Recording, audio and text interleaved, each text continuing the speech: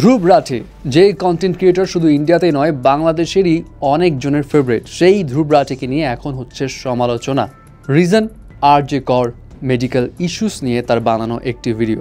ধ্রুব রাঠি কেন এই বিষয়ে চুপ ছিল এটা নিয়ে অনেকের কমপ্লেন ছিল এবং অবশ্যই সে সোশ্যাল মিডিয়াতে খুব সংক্ষেপে এই আরজে কর মেডিকেল ইস্যুস নিয়ে একটা ভিডিও বানায়, যেই ভিডিওটার পর সমালোচনার তীর ছুড়া হয় তার দিকে।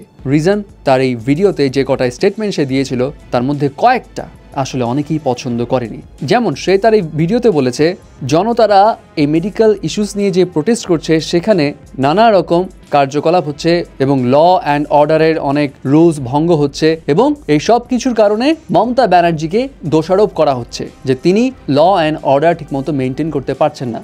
कौन ये लोग थे, किस पार्टी से एफिलिएटेड थे, कोई नहीं जानता अभी, लेकिन वेस्ट बंगाल की चीफ मिनिस्टर ममता बनर्जी पर ब्लेम डाला जा रहा है इस रिपीटेड लॉ एंड ऑर्डर के फेलियर के चलते। এবং অনেকে এই বিষয়টা মনে করছে ধ্রুব রাঠি এখানে মমতা ব্যানার্জিকে সাপোর্ট করে কথা বলেছে। তিনি বলতে চেয়েছেন মমতা ব্যানার্জির আসলে দোষ নেই, মমতা ব্যানার্জিকে দোষারোপ করা হচ্ছে, বাট তার দোষ ওরকম নেই। এবং অনেকের এই পয়েন্টে যুক্তি হচ্ছে একটা রাজ্যে বা একটা দেশে যদি ল অ্যান্ড অর্ডারের ভঙ্গ হয় তাহলে এটার দায়ভার কাকে নিতে হবে?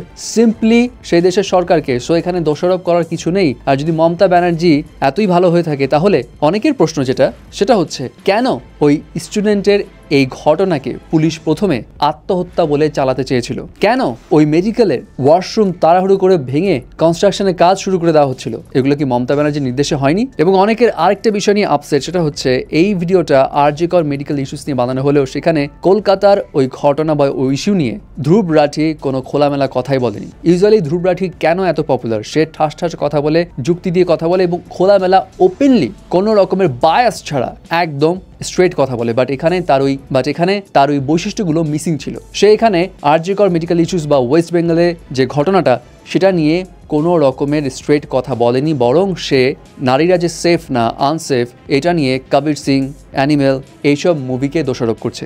মানে সে অ্যাকচুয়ালি বোঝাতে চাচ্ছে যে জিনিসটা হচ্ছে নারীরা যে এখন আনসেফ এর পিছিয়ে রিজন সবাই নারীদেরকে নিয়ে জোক মারে, যেটা নর্মালাইজ করা হচ্ছে। নারীদেরকে অপমান অপদস্থ করে সিনেমা বানানো হয়, যেটা নর্মালাইজ করা হচ্ছে। এগুলোর কারণে অনেকের মেন্টালিটিটা চেঞ্জ হচ্ছে, যার কারণেই নারীদের সঙ্গে এত অপ্রত্যাশিত ঘটনা ঘটছে, যেটা একটা ভ্যালিড পয়েন্ট। বাট ওই আফসোসের জায়গা ওইখানে যে ওয়েস্ট বেঙ্গল নিয়ে কেন সে খোলামেলা কথা বললো না? সে কি বায়াসড হয়ে গেল মমতা ব্যানার্জির প্রতি? যাই হোক, সমালোচনার বাইরেও অনেকেই বলছে যে ধ্রুব রাঠি এটা নিয়ে অ্যাকচুয়ালি সমালোচনা করার কিছু নেই, কারণ ধ্রুব রাঠি এখানে কোনো পলিটিক্যাল দল এইসব বিষয় টানতেই চায়নি। সে সিম্পলি বোঝাতে চেয়েছে মেইন ইস্যুসগুলো কি, কোর পয়েন্টগুলো কি, দ্যাটস ইট। যাই হোক, যদি আপনি ধ্রুব রাঠির ওই ভিডিওটা দেখে থাকেন তাহলে আপনার কি অপিনিয়ন সেটাও আপনি জানিয়ে দিন।